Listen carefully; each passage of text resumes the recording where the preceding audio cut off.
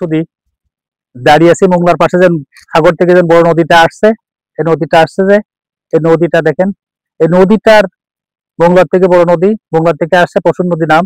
এরা আসছে, আসার পরে এই নদীটা চলে গেছে একটা সরাসরি রূপসা এবং চানলা, যে চানলাটা নাম শুনছি আমরা, চানলা আগে যে একটা বন্দর ছিল বাংলাদেশের বন্দর তো দুটো, একটা আছে সমুদ্র বন্দর দুটো, একটা ছিল চিটাগাং, আর একটা আছে খুলনা যে চানলা, সে চানলাটা ওই দেখেন সামনে দেখা যাচ্ছে, কিছু কিছু ওই চানলার বাজারগুলো দেখা যাচ্ছে। আর এখানে আমরা যেখানে দাঁড়িয়ে আছি, এখান থেকে সামনে কত সুন্দর বড় বড় শিপগুলো দাঁড়িয়ে আছে। কারণ শিপগুলো দাঁড়িয়ে আছে এই জন্য, সামনে বড় একটা বিদ্যুৎ পাওয়ার প্ল্যান্ট, এই পাওয়ার প্ল্যান্টের কয়লার দাঁড়িত কয়লার দ্বারা বিদ্যুৎ উৎপাদন হয় 1320 মেগাওয়াট বিদ্যুৎ পাওয়ার প্ল্যান্ট। আর বিদ্যুৎ পাওয়ার প্ল্যান্টের সাধারণত সাগরের ভিতর থেকে মেশিনের সাহায্য কয়লাগুলো চলে যায় ভিতরে, যার পর বিদ্যুৎ উৎপাদন হয়। আর সামনে দেখেন এই এখন বিদ্যুৎ উৎপাদন হচ্ছে, সামনে দেখেন বড় একটা চুল্লি দিয়ে কিভাবে ধোঁয়া বেরোচ্ছে। আর আমরা যেখানে দাঁড়িয়েছি এখান থেকে পাশে একটা ছোট একটা গ্রাম, সবুজ গাছপালা দ্বারা ঢাকা এবং ছোট ছোট ঘর।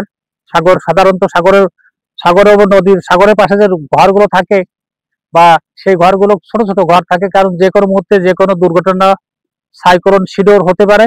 এই জন্য এদেরকে বাড়ি ঘরগুলো সাধারণত কি করে ছোট ছোট ভাবে করে, যাতে ক্ষতিগ্রস্ত কম হয়। তাই আমরা যেখানে দাঁড়িয়ে আছি পাশে দেখেন এখন ভাটা হয়ে চলে গেছে, এখন মনে হচ্ছে সাগরের দিকে পানি দ্রুত নেমে যাচ্ছে সাগরের টানে।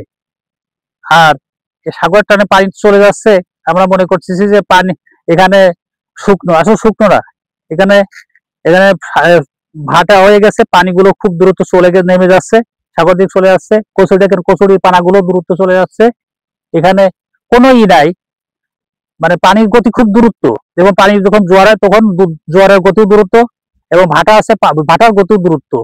তাই আমরা বলবো যে আমরা নতুন যারা কন্টেন্ট ক্রিয়েটার, আমরা যখন কাজ করি, প্রত্যেক লোকের সহযোগিতা ছাড়া সামনে এগোনো যায় না।